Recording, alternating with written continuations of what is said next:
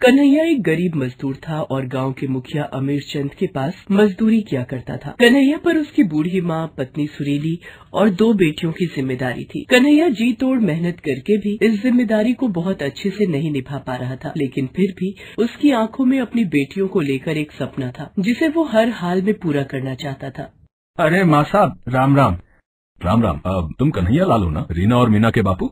जी जी, हम वही हैं। बस क्या बताएं मास्टर जी, कैसे अपनी बच्चियों को स्कूल भेज पा रहे हैं। हमें ही जाना था भैया। एक ही उम्मीद है मन में कि आपके आशीर्वाद से दोनों का भविष्य संवर जाए, बस और कुछ नहीं चाहिए फिर तो। मैं तुम्हारी माली हालत के बारे में जानता हूँ कन्हैया, और सच में इस बात की तारीफ करनी ही होगी कि इन मुश्किल हालात में भी तुम अपनी बेटियों को स्कूल भेजते हो और उनके अच्छे भविष्य के बारे में सोचते हो। लेकिन का माँ साहब है, का हो गया? दोनों मोड़ी पढ़न में मक्कारी करत है का? आप हमें बताओ, हम दोनों के दिमाग आज ही ठिकाने पर ला देंगे। हाँ बता रहे। नहीं, रीना और मीना दोनों पढ़ने में तो बहुत होशियार हैं, लेकिन मैंने देखा है कि वो स्कूल बहुत कम आती हैं। हफ्ते में बस 1 या 2 दिन ही, और इस बार तो पूरे हफ्ते से उनका आता पता नहीं है। घर पर कोई परेशानी है क्या? ना मास्टर साहब, ऐसा तो कोनो बात ना है। घर में क्या परेशानी होगी? और सच कहे तो हमें तो आज ही इस बारे में मालूम चला है। बहुत ही अच्छा हुआ जो आपसे मुलाकात हो गई मास्टर जी। आप देखिए मास्टर जी, हम बोल रहे हैं कल से दोनों मोड़ी बिल्कुल वक्त पर और रोज स्कूल आवेंगी। हाँ, जो हमारी जुबान रही आपको। इतना कहकर कन्हैया अपने घर की तरफ चल दिया। वो अपनी दोनों बेटियों से काफी नाराज था। घर पहुँचते ही उसने सबसे पहले अपनी दोनों बेटियों को आवाज दी। रीना मीना, जरा यहाँ सामने आओ हमारे। जी बापू। ये बताओ भाई कि तुम दोनों पिछले 1 हफ्ते से स्कूल काहे नहीं गई हो? है बापू, वो हम दोनों तो जाना चाहते थे स्कूल, लेकिन क्या? अरे दिन रात कमर तोड़ के काम काहे करे थे भाई हम, हैं? ताकि जो दिन हम देख रहे वो तुमको ना देखन पड़े, जाके लिए ही ना। बताओ हमका क्या परेशानी है तुम दोनों को स्कूल जाने में? अरे बोलो, अब काहे मुंह बंद कर खड़ी हो भाई? कैसे बोलेंगी जे बेचारी, तुम्हारी अम्मा ने इनको मुंह जो बंद कर रखो है, और उन्हीं की वजह से जे दोनों स्कूल ना जा रही है। क्या मतलब है जे बात को? अम्मा को क्या परेशानी है इन दोनों के स्कूल ना जानते? जे बात तुम खुद ही अपनी अम्मा से जाके काहे नहीं पूछ ले तो, और ले उनके पास जाओ तो जे खाने की थाली भी पकड़ा दियो। कन्हैया खाना लेकर अपनी माँ के पास पहुँचा और उनसे बोला, का अम्मा, का तुमने मना करो मोड़ इनको स्कूल जान के लाई? हाँ मना करो, तेरो तो दिमाग फिर गयो है। जे बता का होगो पढ़ लिख के है, बता। आखिर में संभालन तो घर बार ही है ना, उको तौर तरीको तो ना सिखाएंगे वो स्कूल के मास्टर साहब। माँ घर का काम तो इनने सीखे लेनो है? इनकी माँ बखत रहते सब सिखा देवेगी, तुम उसकी चिंता ना करो। लेकिन अम्मा ये बात भी सच है कि इनके लिए पढ़ाई बहुत है जरूरी है, समझी? देख कन्हैया, तेरी जोरू ने लड़का जनो हो तो बात कछु और थी, लेकिन जा मोढ़िन को ऐसे ही फालतू में घर से बाहर निकालना ना रे ना, मोको तो ये बात बिल्कुल सही ना लगती। और एक बात बता, का कर लेंगी जे पढ़ लिख के? एक मोढ़े की तरह नौकरी थोड़ी ही कर सके कभी? क्यों अम्मा, क्यों नहीं कर सकते हम नौकरी? आजकल तो लड़कियां हर जगह पहुंच रही हैं। लड़कियां सब कुछ कर सकती हैं, फिर चाहे घर संभालना हो या फिर देश के लिए लड़ना। हाँ देख तो रही हूँ, खूब लड़न सीख लियो अब यहीं से। देख रहा है कन्हैया कैसे जुबान चला रही है तेरी मोड़ी। शर्म लिहाज कछु सिखाया ही नहीं जाकी माँ ने। जे ऐसे बात करेगी ससुराल जाके, है बता जरा मोए। अम्मा ससुराल में क्या करेंगी है इसके तो ना पता, पर यहाँ जब तक ये पढ़ेंगी और खूब पढ़ेंगी, और यो हमारा फैसला है, बता रहे। तेरो दिमाग खराब है कारे है? अरे पैसा बर्बाद करन को इतो ही शौक है तो जाके अपनी लुगाई को किसी डॉक्टर के पास ले जा, इलाज करवाओ का, ताकि करम चली एक तो पोता जन दे, फिर उसे पढ़ा लियो जितो चाहे। कन्हैया को समझ आ चुका था कि वो अपनी माँ की सोच नहीं बदल सकता, इसलिए उसने बहस को आगे नहीं बढ़ाया और वहाँ से उठकर चला गया। लेकिन उसे अपनी बेटियों के लिए कुछ तो करना ही था। सुनो तुम दोनों, अम्मा से बहस करने की कोई जरूरत ना है, समझी? लेकिन स्कूल छोड़ने की भी कोई जरूरत ना है। अरे पर कैसे? जे दोनों जैसे ही स्कूल के लिए तैयार होते तुम्हारी अम्मा एकदम लाउड स्पीकर की तरह चिल्लाना शुरू कर देते। अब से तुम दोनों हमारे साथ निकलोगे स्कूल के लिए, अम्मा जो कहे बस सुन लो और वही वक्त भूल जाओ, समझी? लेकिन परेशानी बस इतनी सी ना है जी, और स्कूल की फीस भरन के लायक कुछ ना बचो तो फिर? है तो चिंता ना कर सुरीली, है मैं करता हूँ कुछ इंतजाम। कन्हैया अपनी दोनों बेटियों को पढ़ा लिखा कर कामयाब बनाना चाहता था और इसके लिए वो हर मुश्किल से लड़ने को तैयार था। अगले ही दिन वो मुखिया के पास गया और बोला, मुखिया जी राम राम। हाँ राम राम। बता कन्हैया क्या हुआ? वो मालिक कछु मदद की जरूरत थी, दोनों बच्चन को स्कूल भेजे खातिर। भाई सिर पर छप्पर की छत है, चूल्हे पर चढ़ाने को राशन नहीं है, और तुझे अपनी बेटियों को स्कूल भेजने के लिए पैसे चाहिए है? मालिक कहा है ना कि बिना छत और बिना राशन के गुजारो करना तो सीख लिया है, लेकिन उम्मीद के बिना ना जी सकूं मालिक। सोते जागते बस एक ही सपनों है कि दोनों बच्चियां खूब पढ़ लिख जावें। अच्छा, और पढ़ा लिखा के करवाएगा क्या उनसे? हैं? यहाँ गांव में तो उन्हें कोई काम देगा नहीं, और नौकरी करने गांव से बाहर भेजने की तो ना है तेरी हैसियत, और ना यहाँ का रिवाज ही है। तो बता क्या करेगा उन्हें पढ़ा लिखा के? मालिक अब आप पूछ रहे तो बता दे तू।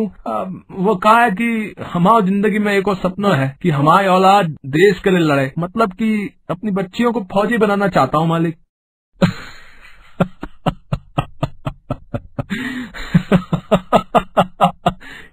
क्या बोला? क्या बोला? फौजी?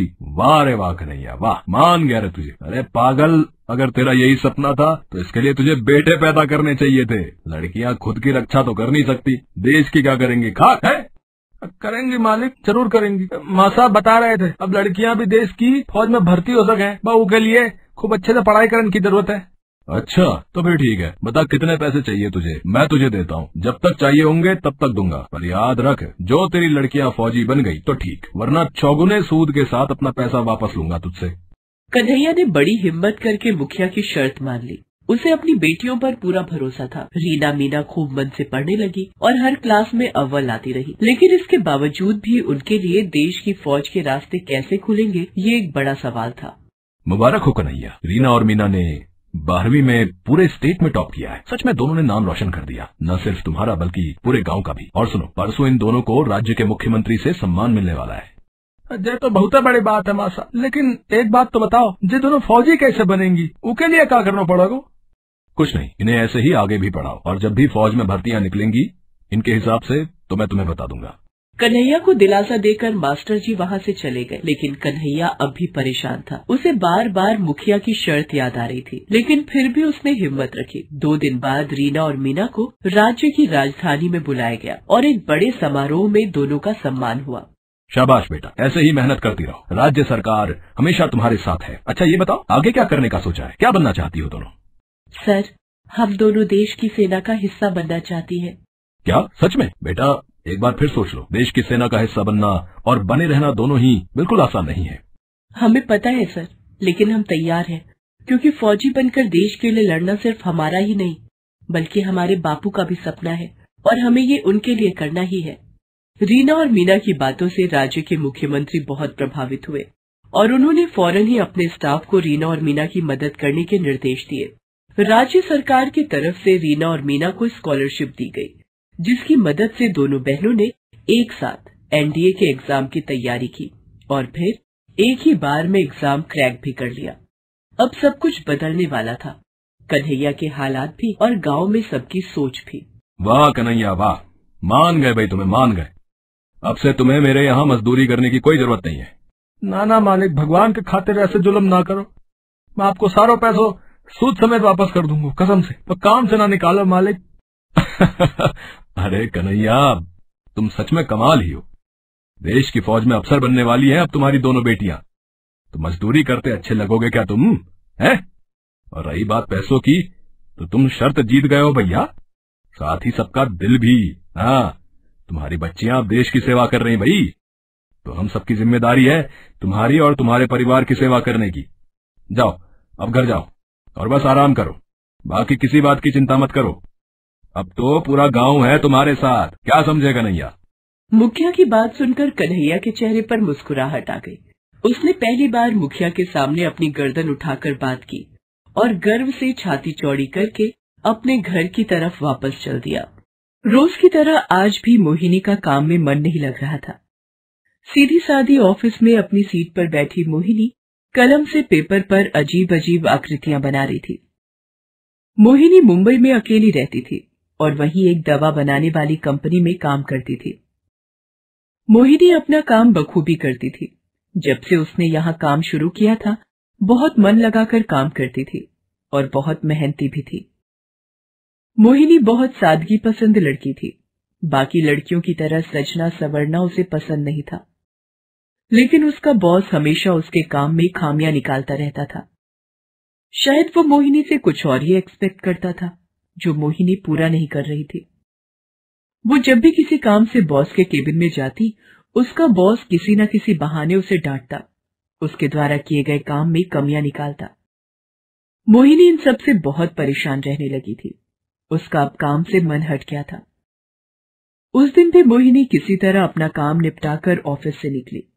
ऑफिस से निकलकर थोड़ी दूर गई ही थी कि मोहिनी के दोस्त आकाश की कॉल आई। हेलो। हाय मोहिनी, अरे कहाँ हो तुम? मैं अभी अभी ऑफिस से निकली हूँ। तुम कहाँ हो? मैं भी अभी ऑफिस से निकला हूँ। तुम वहीं पहुंचो, मैं भी आ रहा हूँ। आकाश एक कोरियर कंपनी में मैनेजर के पद पर काम करता था और मोहिनी का बचपन का दोस्त था। आकाश और मोहिनी बचपन से ही एक ही स्कूल और कॉलेज में पढ़े थे। आकाश और मोहिनी रोज अपना काम खत्म करके एक कॉफी हाउस में मिलते थे। दोनों वहीं बैठकर कॉफी पीते और अपनी रोज की घटनाएं एक दूसरे के साथ शेयर करते। थोड़ी देर के बाद दोनों उस कॉफी हाउस में मिले। आकाश ने वेटर को 2 कॉफी ऑर्डर की। Waiter, 2 cappuccino please. थोड़ी देर के बाद टेबल पर गर्मा गर्म कॉफी हाजिर हो जाती है। मोहिनी बिल्कुल शांत बैठी थी और नीचे जमीन की तरफ देख रही थी। क्या बात है मोहिनी, आज तुम ज्यादा परेशान दिख रही हो।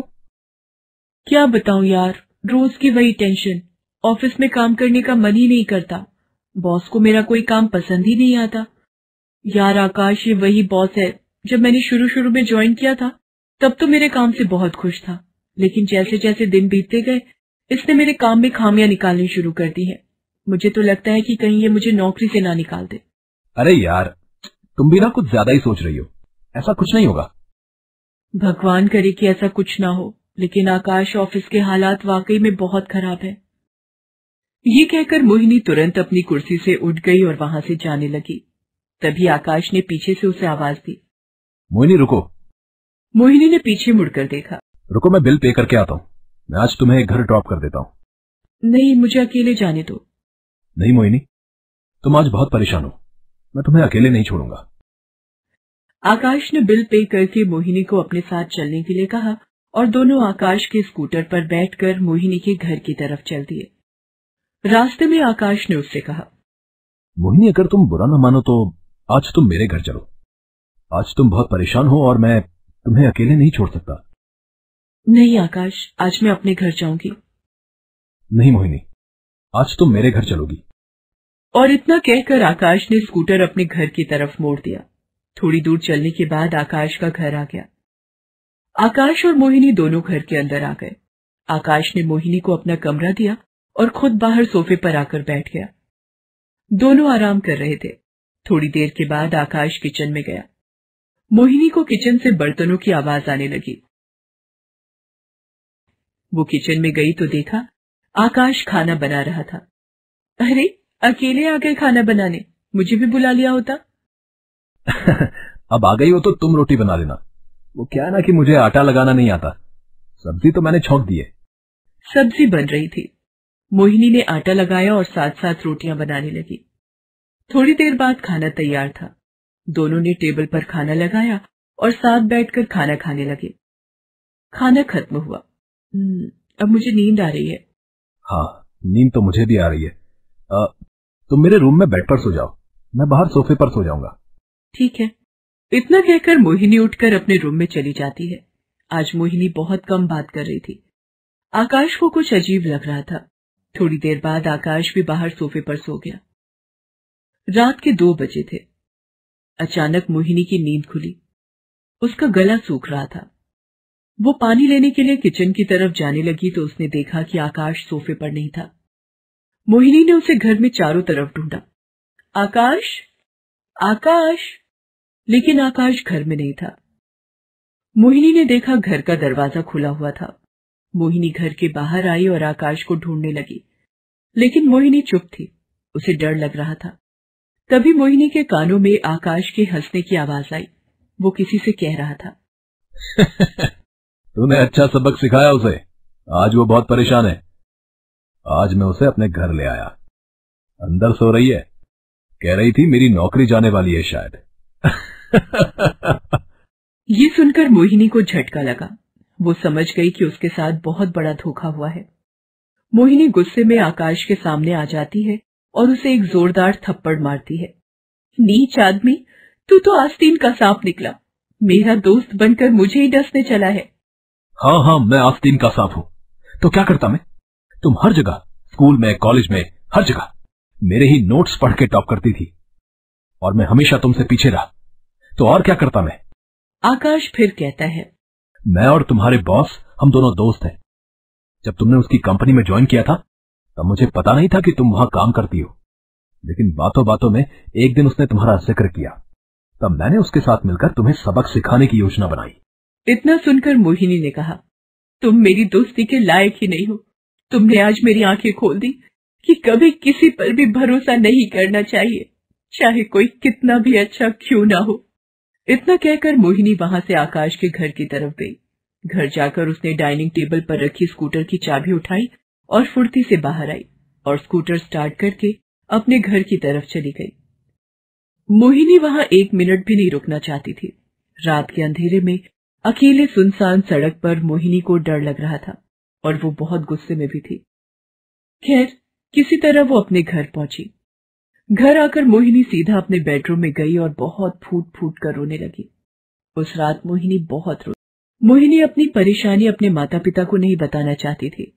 वो परेशान हो जाएंगे, ऐसा सोचकर वो उन्हें कुछ नहीं बताती थी। रो रो कर मोहिनी ने रात गुजारी, लेकिन आंसुओं में उसका सारा गुस्सा धुल गया था और नई सुबह उसके लिए नई उम्मीद लेकर आई थी। मोहिनी ने खुद को संभाला और सुबह नहा धोकर ऑफिस गई। आज उसने अपने बॉस को गुड मॉर्निंग भी नहीं कहा, सीधा अपनी सीट पर गई और रेजिग्नेशन लेटर लिखा और बॉस को मेल कर दिया। मेल मिलते ही उसके बॉस ने उसे केबिन में बुलाया। ये क्या मेल है? क्यों, आप तो यही चाहते थे ना? आपने और आकाश ने यही योजना बनाई थी ना, तो अब क्या दिक्कत है? एक्सेप्ट माई रेजिग्नेशन। मोहिनी को अब अपनी जॉब का कोई डर नहीं था। उसने सोच लिया था कि आज बॉस के मुंह पर रिजाइन मार के आऊंगी। मोहिनी ने आगे कहा, आप दोनों के प्लान के मुताबिक मैंने रिजाइन तो कर दिया, लेकिन जाते जाते आपसे एक सवाल पूछ रही हूँ। आपके घर में भी तो माँ होंगी, बहन होंगी, बीवी होगी। जब उनके साथ उनका बॉस वही करे जो आपने मेरे साथ किया है, तो आप क्या करेंगे? क्या आप अपनी माँ, बहन और बीवी को हालात के सामने झुकने के लिए कहेंगे या हालात से लड़ने की सलाह देंगे? ये सुनकर मोहिनी के बॉस की नजर शर्म से झुक गई। अब शर्म क्यों आ रही है? क्यों नजरें झुका ली? दूसरों को परेशान करके ये मत सोचना कि तुम्हें तुम्हारे किए का फल नहीं मिलेगा। जा रही हूँ। इतना कहकर मोहिनी वहां से जाने लगती है। मोहिनी पीछे मुड़ती है, तभी उसका बॉस पीछे से आवाज लगाता है, रुक जाओ मोहिनी, मुझे माफ कर दो, तुमने मेरी आंखें खोल दी। जब बात अपनों की आती है तब हमें सही गलत का फर्क समझ आने लगता है। तुमने सही कहा। मेरी माँ, बहन और बीवी को मैं वही सलाह दूंगा जो तुमने किया है। तुम एक आत्मसम्मान से भरी नारी हो जो प्रतिभाशाली भी है। मेरी कंपनी को तुम्हारे जैसी लड़कियों की जरूरत है। और मोहिनी का बॉस उसका रेजिग्नेशन लेटर फाड़ देता है। इतने दिनों से चल रही अग्नि परीक्षा में मोहिनी आज पास हो गई थी, और वो भी प्रमोशन के साथ।